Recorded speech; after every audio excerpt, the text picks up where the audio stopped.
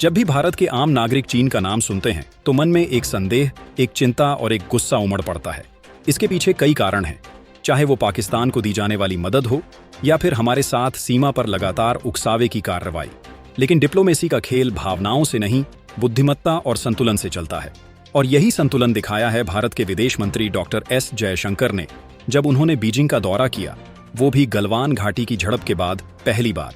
ये दौरा सिर्फ एक औपचारिक मुलाकात नहीं थी, यह उस रिश्ते को फिर से जीवित करने की कोशिश थी जो 2020 की गलवान घाटी में भारतीय सैनिकों की शहादत के बाद लगभग टूट चुका था। उस संघर्ष ने दोनों देशों के बीच की खाई को इतना गहरा कर दिया था कि लगता था दोनों देश अब कूटनीति से ज्यादा सीमा पर बंदूकों के जरिए बात करेंगे। लेकिन भारत ने फिर वही रास्ता चुना जो उसकी सभ्यता, उसकी सोच और उसकी कूटनीति का हिस्सा रहा है: संवाद, संतुलन और शांति।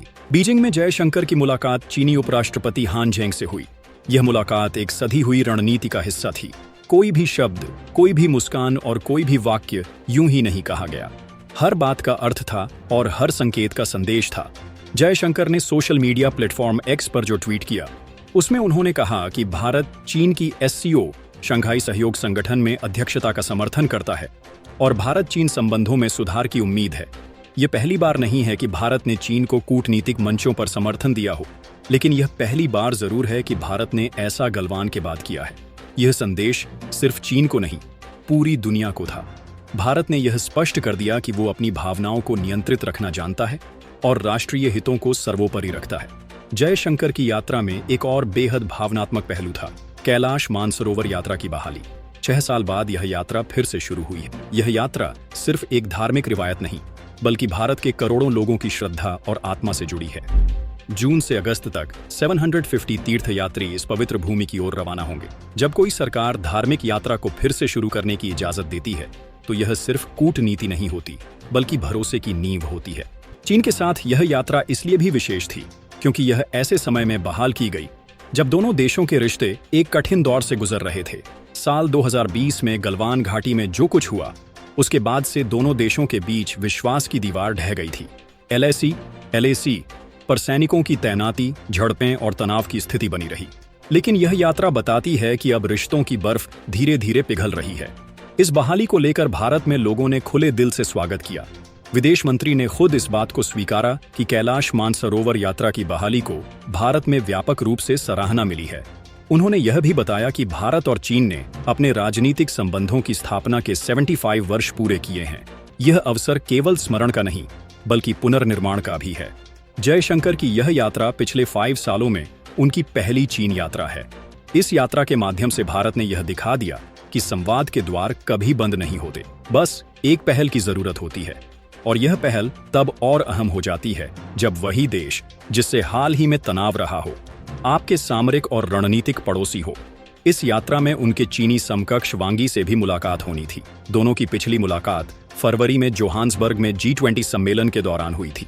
वहां भी आपसी विश्वास और सहयोग की बातें हुई थीं, लेकिन इस बार का संदर्भ बिल्कुल अलग था। इस बार मंच चीन की राजधानी थी और माहौल SCO की अध्यक्षता का था। SCO एक ऐसा मंच है जहां भारत और चीन दोनों सक्रिय सदस्य हैं। यहां भारत का चीन की अध्यक्षता का समर्थन करना एक कूटनीतिक संदेश था। यह बताने की कोशिश थी कि भारत संबंधों को सामान्य करना चाहता है, लेकिन अपनी गरिमा और राष्ट्रीय हितों की सीमाओं के भीतर रहकर। अब सवाल उठता है, क्या चीन भी वही भावना रखता है? क्या वह भारत की इस सद्भावना का जवाब उसी गर्मजोशी से देगा, या फिर यह सिर्फ एक औपचारिकता बनकर रह जाएगी? चीन की भूमिका हमेशा रहस्यमय रही है। वो सामने तो मुस्कुराता है, लेकिन पीठ पीछे चाल चलने से भी परहेज नहीं करता। भारत यह सब जानता है, लेकिन फिर भी उसने कूटनीति को प्राथमिकता दी है। यह केवल एक विदेश मंत्री की यात्रा नहीं, यह भारत की वैश्विक नीति का हिस्सा है। एक ऐसी नीति जिसमें सॉफ्ट पावर के साथ हार्ड पावर का संतुलन भी मौजूद है। जयशंकर की यात्रा केवल SCO की बैठक या कैलाश मानसरोवर यात्रा तक सीमित नहीं थी।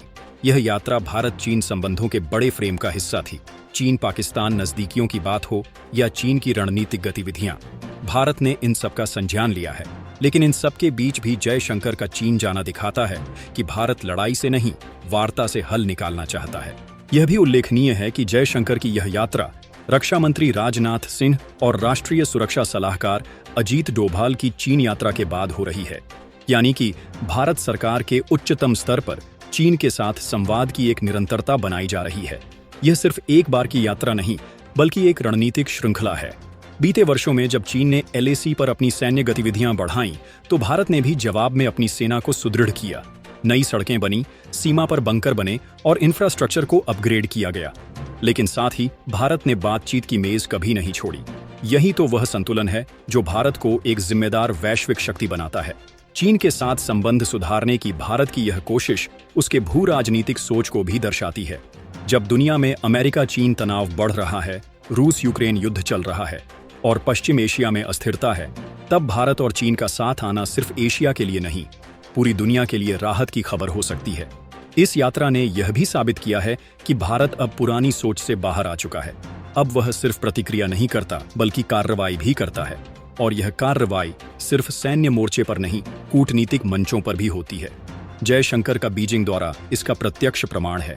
साथ ही इस यात्रा में SCO की विदेश मंत्रियों की बैठक में हिस्सा लेना भी दर्शाता है कि भारत हर मंच पर अपनी उपस्थिति दर्ज कराना चाहता है, चाहे वो पश्चिमी देश हों या पूर्वी ताकतें। भारत अब ग्लोबल पॉलिटिक्स में बैलेंसर की भूमिका निभा रहा है, न किसी के साथ पूरी तरह जुड़ना, न किसी से दूरी बनाना, बल्कि राष्ट्रीय हितों के अनुसार रणनीतिक संतुलन बनाना। इस यात्रा से जुड़े कई बारीक संकेत हैं जिन्हें समझना बेहद जरूरी है। भारत ने जहां चीन की अध्यक्षता का समर्थन किया, वहीं कैलाश मानसरोवर यात्रा जैसे भावनात्मक मुद्दे को सामने लाकर जनता की भावना को भी साधा। यह डिप्लोमेसी का एक अद्भुत उदाहरण है, जहां नीति और भावना एक साथ चलती है। जयशंकर ने कोई कठोर भाषा नहीं बोली, कोई सख्त चेतावनी नहीं दी और कोई भावनात्मक बयान भी नहीं दिया, लेकिन फिर भी उनकी यात्रा एक बेहद सशक्त कूटनीतिक संदेश बन गई। यही तो होता है अनुभवी राजनयिक का असर। अंततः यही कहा जा सकता है कि एस जयशंकर की यह चीन यात्रा केवल एक औपचारिक द्वारा नहीं थी। यह भारत की बदलती कूटनीति, उसकी बढ़ती ताकत और उसकी परिपक्व सोच का परिचायक थी। यह यात्रा बताती है कि भारत अब न सिर्फ सीमा पर, बल्कि वार्ता की मेज पर भी मजबूती से खड़ा है। कूटनीति कोई एक दिन का खेल नहीं, यह सतत प्रयासों का फल है। और जब वो प्रयास सही दिशा में किए जाए, तो भले ही दुश्मन भी सामने बैठकर बात करने को मजबूर हो जाता है। भारत और चीन के रिश्ते अब किस दिशा में जाएंगे, यह तो भविष्य बताएगा। लेकिन एक बात निश्चित है, भारत अब न कोई झुकता है, न डरता है और न ही किसी के सामने चुप बैठता है। वह अपनी बात कहता भी है और मनवाना भी जानता है।